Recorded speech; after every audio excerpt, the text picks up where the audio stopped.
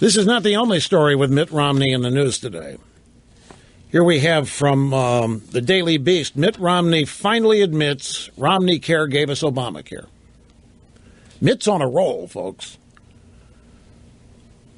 Years after running, Mitt Romney seemingly comes to terms with an undeniable connection. 3 years after running on the promise to partially repeal Obamacare, Mitt Romney finally admitted the truth. His own Massachusetts health care law led directly to President Obama's current law.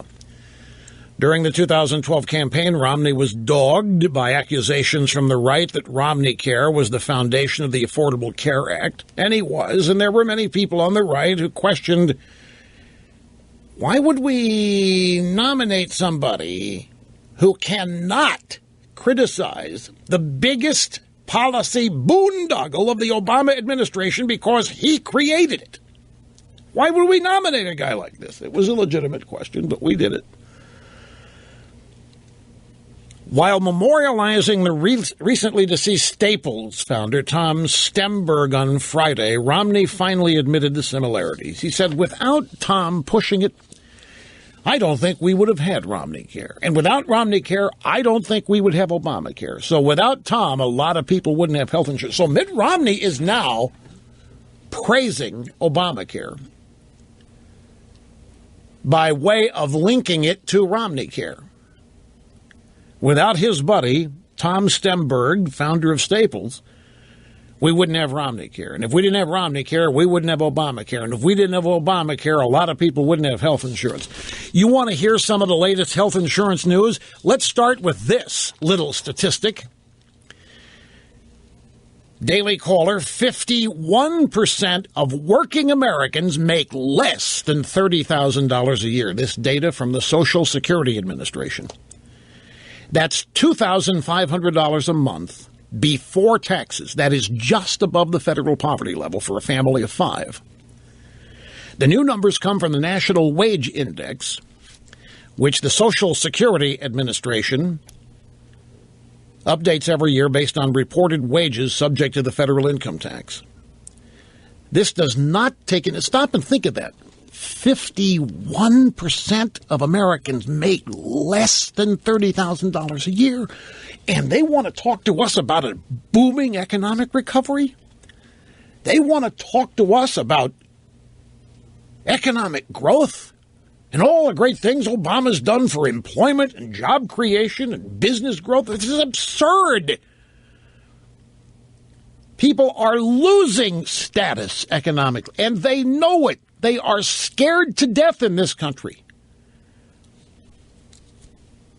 Half of the people of this country making less than $30,000, they're all on some sort of government program or two or three in order to get by. They have successfully been turned into government dependents.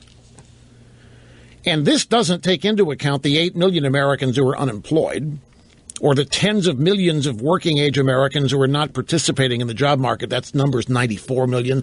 Tens of millions doesn't do it justice.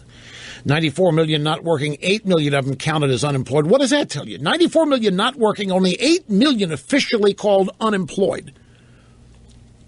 Add it all up, nearly 40% of Americans are not working, the lowest participation rate since 1977. And the problem is we're not collaborating enough with the Democrats, for crying out loud. The architects of this, our borders are flooded with low-skilled, low-educated people who cannot command any kind of a decent wage because they're not qualified. They happen to be preferred employee customers.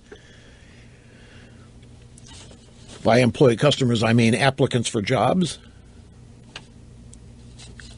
What is the American economy supposed to exist on? If people don't have any disposable income, if people aren't able to earn enough money to even have a chance to provide for themselves, what is this economy supposed to what's supposed to propel it? Tell you what's propelling it. $18 trillion in debt, printing money left and right given to Wall Street called quantitative easing. But it certainly isn't money in the hands of the American people that's propelling the economy. So now that you know that 1 in 2 working Americans make less than $30,000 a year, Would you like to know what's going to happen to Obamacare premiums next year? Obama administration unveils health care premiums for 2016. When consumers turn on their laptops and tablets this week, they should be able to check premiums for 2016 under Obamacare. Rates are going up in many parts of the country because new sign-up season starts November 1st. They don't tell you how much rates are going up. But try this story. Insurance premium increase of 85%, a stunner. And this is in the liberal enclave of Santa Cruz, California. The owners of the sock shop and shoe company face a stunning 85% increase in the cost of their group health insurance plan for their employees. Eric Gill, a co-owner with his wife, said, when you're doubling the cost, it's threatening. No, it's exactly what's planned. This is exactly the plan. You price this out of existence. This is how you get the single payer, meaning government runs it from top to bottom. You simply price the private sector out of it. They can't afford 85% increase to provide health insurance for their employees at a tiny little small business in Santa Cruz, California. They can't afford an 85% premium increase. And there's Mitt Romney. Yep, without old Tom Stemberg at Staples, we wouldn't have had Romneycare. Without Romneycare, we wouldn't have Obamacare. And if we didn't have Obamacare, there'd be a lot of people who wouldn't have health insurance. Well, now we have people mandated by federal law to buy health insurance that they cannot afford.